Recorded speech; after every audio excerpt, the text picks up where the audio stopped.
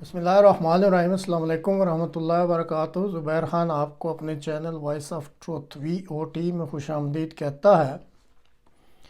آج کچھ بات پاکستان اور اسی طرح پھر یوکرین اور سوڈان کے بارے میں کی جائے گی۔ گزشتہ پروگرام میں آپ کو بتایا تھا کہ 27 اپریل کو جو سپریم کورٹ کی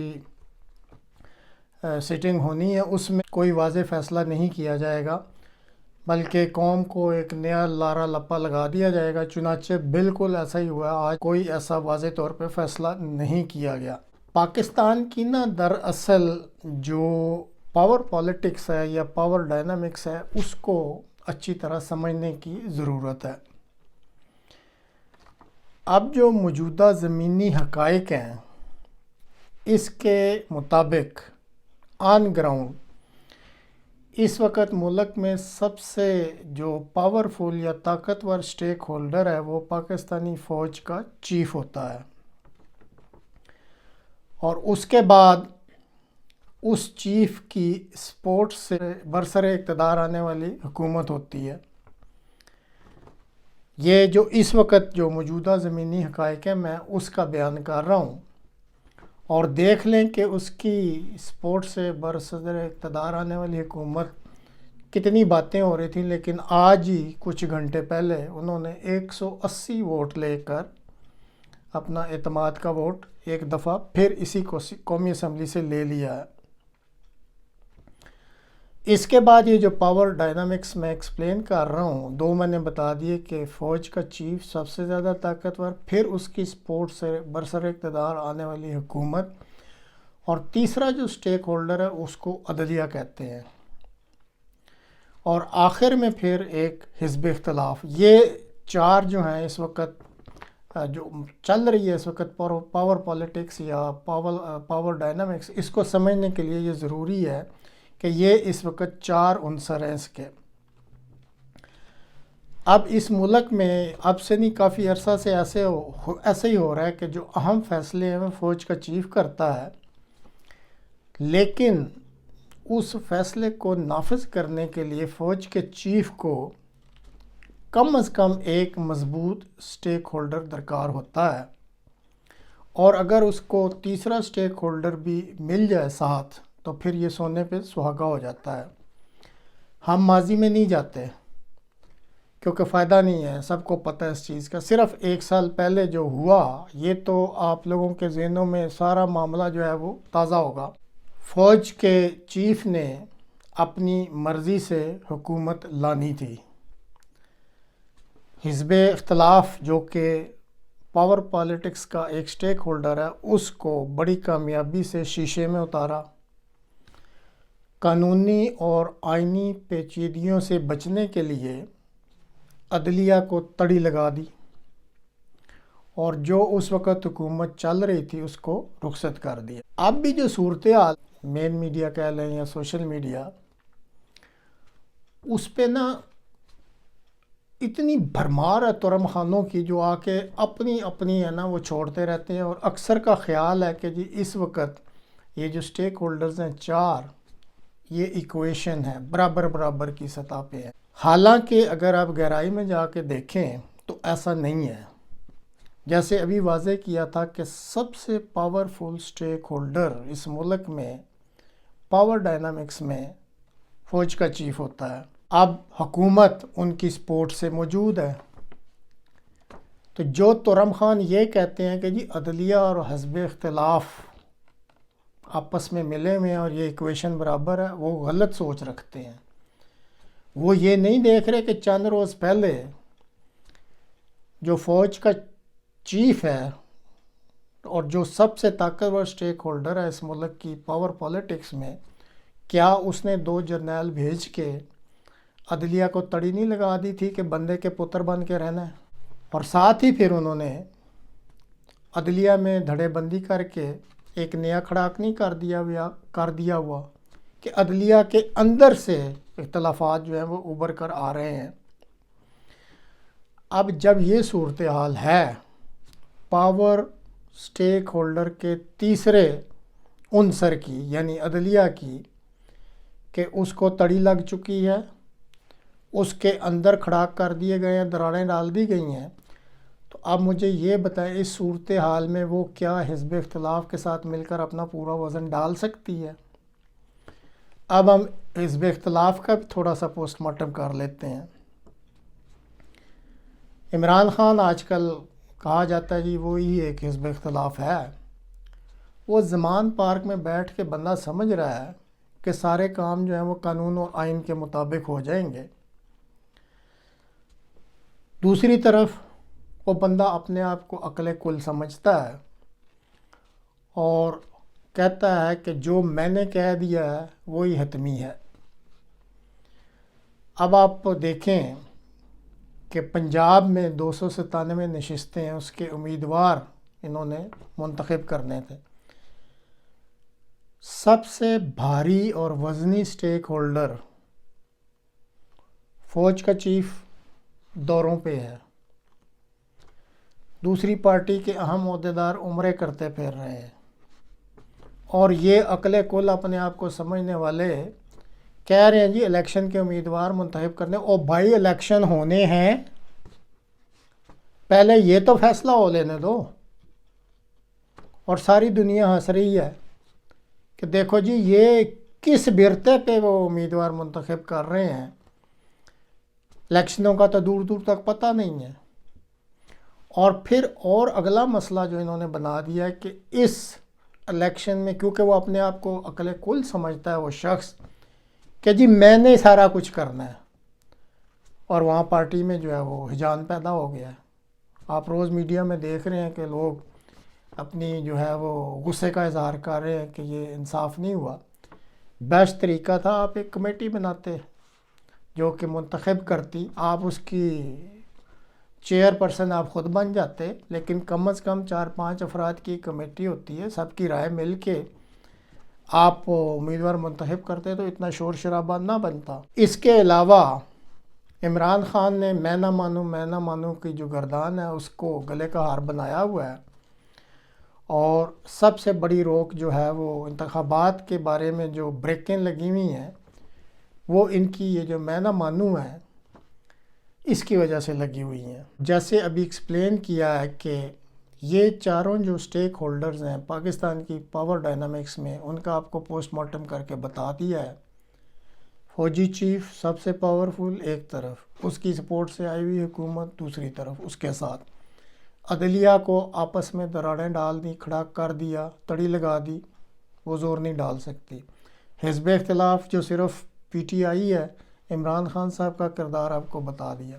تو یہ ساری چیزیں مل کے اس وقت جو ملک میں انتخابات ہیں اس کے لیے جو رستہ ہے اس کو بند کر دیا ہوا ہے، اور وہاں پہ بریکیں لگی ہوئی ہیں۔ یا میں ایک چھوٹا سا واقعہ بتانا چاہتا ہوں کہ 2016 میں مجھے موقع ملا کروشیا میں زاگریب یونیورسٹی میں سربین اور کروشین طلباء کے ساتھ کچھ انٹر ایکشن ہوا۔ جیسا کہ آپ کو علم ہے کہ یہ جو بالکان میں جنگ ہوئی تھی تو دونوں ممالک جو ہیں وہ آپس میں جنگ میں لڑتے رہے تھے۔ تو جو طالب علم جب انٹریکشن ہوا تو ان کے کچھ خیالات سننے کو ملے، تو وہاں پہ ان کو ایک کہہ لیں کہ مقولہ یا ایک آئیڈیا دیا گیا۔ وہ آئیڈیا یہ تھا کہ forgive, forget and move forward with a clean slate۔ جو ہو چکا ہے آپ کے ذہنوں میں ایک دوسرے کے بارے میں جو ہے اس کو سب سے پہلے تو جس کی بھی غلطی آپس میں معاف کر دیں، پھر اس کو بھلا دیں، اور بالکل ایک خالی سلیٹ کی مانند اپنے دل و دماغ کو کر کے آگے بڑھیں۔ تو ان کو یہ آئیڈیا پسند آیا، اور الحمدللہ کچھ عرصے بعد ان کے تعلقات یونیورسٹیوں میں بھی، طلباء میں بھی آپس میں کافی بہتر ہو گئے، اور پھر آہستہ آہستہ ان کے مختلف ڈپارٹمنٹس میں بھی تعلقات بہتر ہوتے جا رہے ہیں۔ اب بات کرتے ہیں عمران خان صاحب ریاست مدینہ کی۔ اسوہ رسول صلی اللہ علیہ وسلم اس پہ بھی تو عمل کریں۔ جب فتح مکہ ہوا تھا تو جو ہندا تھی جس نے حضرت حمزہ رضی اللہ کا کلیجہ تک چبا دیا تھا، اس عورت کو جو اتنی ظالم تھی اور جو اتنے جرم کر چکی تھی، جب اس نے پوچھا، حضرت صلی اللہ علیہ وسلم نے فرمایا کہ ہاں تجھے بھی معاف کیا۔ اب ریاست مدینہ کی باتیں کرنے سے تو نہیں ہوتا، یہ تھا اسوہ رسول صلی اللہ علیہ وسلم کا، اس پہ بھی عمل کریں۔ کیا اس ملک کو صرف شریفوں اور زرداری نہیں برباد کیا ہے اور آپ کو کوئی نظر نہیں آتا؟ تو جب تک ابھی جو پہلے ایک اصول بیان کیا، forgive, forget and move forward with clean slate، Imran Khan صاحب اگر آپ اس مقولے پر عمل نہیں کرتے تو لکھ لیں یہ بریکیں لگی ہوئی ہیں، یہ آگے نہیں جا سکتے، یہ معاملات اس ملک کے نہیں ٹھیک ہو سکتے۔ چھوڑ دیں جو ہو گیا ماضی میں، آپ صرف اتنا کریں، ان کو کہیں کہ جی جو ہو گیا ہوگا آئندہ اگر آپ اتنے ہی ریاست مدینہ بنانے کے شوقین ہیں تو پھر جو قائد اعظم رحمہ اللہ نے حکمرانی کے بہترین اصول دیے تھے ان کو لے کر آپ ایک ملک کو ترقی کے راستے پر ڈال سکتے ہیں۔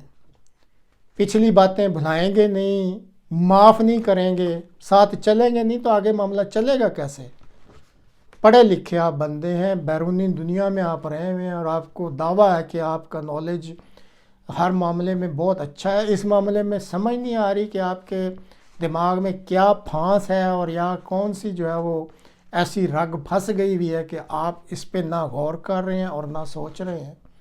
تو آپ کے لیے ابھی بھی مخلصانہ مشورہ یہی ہے، forgive the past, forget the past, move forward with a clean slate۔ تو پھر آپ دیکھیں کہ یہ ملک آگے چلنا شروع ہو جائے گا، اور جب آپ کے پاس اختیارات آ جاتے ہیں تو حکمت کے ساتھ آہستہ آہستہ اس ملک کو اور اس کے سارے نظاموں کو ٹھیک کیا جا سکتا۔ ایک چیز جو پاکستان کے بارے میں آخری بات کرنی وہ یہ کہ مراد سعید صاحب جو ہے اس وقت سوات اور اس کے ملحقہ علاقوں میں ان کا لہجہ دن بدن جارحانہ ہوتا جا رہا ہے۔ یہ جو ہمارے افواج کے چیف ہیں ان کو اس پہ دھیان دینا ہوگا کہ ان علاقوں میں جو زیادتیاں کی جا رہی ہیں اس کو فوری بند کیا جائے۔ چیف صاحب کو اپنی تاریخ ملک کی پڑھ لینی چاہیے، یہ نہ ہو کہ بعد میں کہیں کہ اب پچھتائے کیا ہو تو جب چڑیاں چگ گئیں کھیت۔ اب کچھ بات یوکرائن کی۔ امریکہ کا ایک انسٹیٹیوٹ ہے for the study of war, اس نے ایک حالیہ رپورٹ شائع کی ہے کہ یوکرائن کی افواج دریائے ڈنیپر کے مشرقی کنارے، یہ جو آپ نقشے میں دریا دیکھ رہے ہیں، اس کے مشرقی کنارے پر جو کہ روس کے قبضہ میں ہے، وہاں پہ اس نے اس دریا کو بعض جگہوں سے کراس کر لیا ہے اور اس کے مشرقی کنارہ پر اپنی پوسٹیں قائم کر لی ہیں۔ پہلا شہر جو اس رپورٹ کے مطابق ہے وہ اولیشا ہے جو کہ خیرسن کے ڈیلٹا میں واقع ہے، اور اس کے بعد وہ شہر ڈاچی کی طرف پیش قدمی کر رہے ہیں۔ اور یہ ضروری اس لیے بھی ہے کہ جیسے ایک سپرنگ offensive کا شور ہوگا ہے کہ وہ ابھی یوکرائن نے ایک حملہ کرنا ہے، تو اس کے لیے بہرحال اسے اس دریا کے مشرقی کنارے پر اپنا سٹیجنگ سیکشن بنانا ہے۔ تو اس کے لیے وہ کوشش کر رہے ہیں کہ وہاں پہ اپنا ایک فٹ ہولڈ ہو جائے ان کا، تاکہ پھر وہاں سے وہ سٹیجنگ سیکشن سے جو ہے یہ بڑا حملہ وہ لانچ کر سکیں۔ اب جب یہ خبر یوکرائن کی ٹی وی اسٹیشن پر نشر ہوئی اور اچھی خبر تھی، تو رشیا نے فوری ایکشن دکھایا اور بڑی شدید قسم کی جو ہے وہ گولہ باری ہو رہی ہے وہاں پہ اس کے مغربی کنارے پر دریائے ڈنیپر کے، اور روسیوں کے دعویٰ کے مطابق انہوں نے یہ جتنی کاوشیں ہیں ان کو ملیامیٹ کر دیا ہے، اور یوکرائنی فوج جو ہے جس طرح بھی انہوں نے کوئی کراسنگ کی تھی تو ان کو پسپا کر دیا ہے۔ لیکن ابھی یہ جیسے آپ یہ تصویر میں دیکھ رہے ہیں جو سیٹلائٹ کا امیج آیا ہے، یہ بھی کافی فکر پیدا کرتا ہے کہ کرائمیا کا وہ بارڈر جو خیرسن کے ساتھ لگتا ہے، جیسے آپ یہ نقشے میں بھی دیکھ سکتے ہیں، تو سیٹلائٹ امیجز کے مطابق اس بارڈر ایریا میں روس کے پاس کافی آرمڈ ٹینکس اور آرٹلری اور بھاری جو ہتھیار تھے وہ حیران کن حد تک وہاں سے غائب کر دیے گئے ہیں۔ وہ کدھر لے کے گئے ہیں اس کا علم نہیں ہے۔ بہرحال یہ ایک تازہ اپڈیٹ تھی، سپرنگ offensive کا جو شور و غوغا جاری ہے وہ اس کی تیاریاں زور و شور سے جاری ہیں۔ موسم کا انتظار کیا جا رہا ہے کیونکہ ان علاقوں میں ابھی بارشیں بھی ہیں اور سردی بھی ہے، تو وسط مئی تک بہرحال یہ ٹائم دیا ہوا ہے امریکہ نے یوکرائن کو کہ بہرحال وسط مئی تک تم نے حملہ ضرور کرنا ہے۔ اور اب آخر میں تھوڑی سی بات سوڈان کی اپڈیٹس اور چھوٹا سا تجزیہ۔ اس وقت جو لیٹسٹ رپورٹس ہیں ان کے مطابق سوڈان سے 58 ممالک ہیں، ان کے 1687 باشندے جو ہیں ان کا انخلاء مکمل کر کے ان کو سعودی عرب پہنچا دیا گیا ہے۔ یہاں عید پہ بھی جنگ بندی ہوئی تھی، اس کے بعد پھر اس کو ایکسٹینڈ کیا گیا، اور اب پھر فرانس کی ریکویسٹ پر آج سے 3 روز کی مزید جنگ بندی جو ہے اس میں اضافہ کر دیا گیا، کیونکہ بہت بڑی تعداد میں وہاں سے لوگوں کا انخلاء کیا جا رہا ہے۔ لیکن اس کے باوجود جو 2 متحارب گروپس ہیں SAF اور RSF، ان میں بہرحال جھڑپیں جاری ہیں، اور ایک متعدد اندازے کے مطابق اب تک دونوں سائیڈوں سے تقریباً 1000 کے قریب جو افراد یا فوجی ہلاک ہو چکے ہیں۔ اب ایک اور انکشاف ہوا ہے کہ خرطوم میں جو امریکی سفارت خانہ ہے اس میں 16,000 امریکی موجود ہیں۔ یہ وہ تعداد ہے جو کہ یوکرائن کے دارالحکومت کیو میں امریکی سفارت خانہ میں اتنی بڑی تعداد تھی، اور پھر امریکی صدر بائیڈن نے اگلے دن یہ جو اعلان کیا، اس نے بھی کئی ملکوں کے کان کھڑے کر دیے ہیں کہ امریکن فوج جو ہے اس کی مدد لی جا رہی ہے تاکہ سوڈان میں سے جو امریکن نیشنلز ہیں ان کا انخلاء کیا جا سکے۔ اس کا مطلب ہے کہ انڈائریکٹلی امریکن صدر نے اس چیز کو تسلیم کر لیا ہے کہ امریکن فوج اس وقت سوڈان میں موجود ہے، اور یہ جو 16,000 کی فگر وہ بتا رہے ہیں، آپ ناظرین اس سے اندازہ لگا سکتے ہیں کہ انکل سام کے اس ملک میں کیا ارادے ہیں۔ اسی طرح پھر جو امریکہ وہ انسانی حقوق اور کچھ امدادی جو سامان ہیں وہ بھجوانے کے پردے میں مختلف NGOز اور اپنے لوگ جو ہیں وہ بڑی تعداد میں سوڈان میں اس وقت داخل کر رہا ہے۔ تو یہ بھی اس طرف ایک انڈیکیشن یا اشارہ ہے کہ امریکہ کا کوئی اس ملک میں کچھ اور ہی پلان ہے۔ اب جو تفصیلات اس ملک کے بارے میں کچھ ملی ہیں وہ یہ ہے کہ یہاں پہ نا تقریباً 500 قبائل آباد ہیں اس ملک میں، یعنی یہاں پہ ڈائیورسٹی ہے بہت زیادہ، اور اس ملک میں امن لانے کے لیے یا پرامن حکومت قائم کرنے کے لیے ضروری یہ ہے کہ یہاں پہ انصاف پر مبنی کوئی ایسا طرز حکومت ہو جس میں سارے جو قبائل ہیں وہ اپنے آپ کو مطمئن محسوس کریں۔ اور ایک سٹڈی کے مطابق یہ جو ریپڈ سپورٹ فورس ہے یا RSF، جس کے یہ جنرل ہمدان کمانڈر ہیں، ان کی بھی مین ڈیمانڈ یہی ہے کہ ہم صرف فوج کا حصہ ہی نہیں بننا چاہتے، ہم چاہتے ہیں کہ یہ جو سوڈان کی اس وقت اکانومی ہے یا جو سیاست ہے یا جو دوسرے انتظامات ہیں ملک کو چلانے کے لیے، وہ چاہتے ہیں کہ RSF کو اس میں باقاعدہ ملوث کیا جائے اور ان کو باقاعدہ استعمال کیا جائے۔ وہ چاہتے ہیں کہ وہ ایک اہم ستون بننا چاہتے ہیں اس ملک کے انتظامات میں تاکہ ہم اس ملک کو آگے ترقی دے سکیں۔ جہاں تک چین اور روس کا تعلق ہے تو ان دونوں ممالک کے سوڈان کے بارے میں خیالات بڑے مثبت ہیں، اور وہ سمجھتے ہیں کہ یہ جو ریڈ سی کا ایریا ہے یہ ایک اہمیت کا حامل ہے، اور یہاں پہ جو ممالک ہیں ان میں امن و سکون ہونا چاہیے، مثبت رویے ہونے چاہیے تاکہ دنیا کو فائدہ ہو۔ اور وہ کوشش تو کر رہے ہیں کہ اس ملک میں کوئی ایسی مدد کر سکیں کہ بہتر صورت پیدا ہو جائے، لیکن دوسری طرف جیسے آپ کو بتایا امریکہ کے اپنے ارادے ہیں، وہ اس کو اپنے اسٹریٹجک مفادات کے نقطہ نظر سے دیکھتا ہے۔ تو اس وجہ سے فی الحال تو یہاں پہ ایک قسم کی افراتفری کہہ لیں یا پریشانی سی بنی ہوئی ہے، اور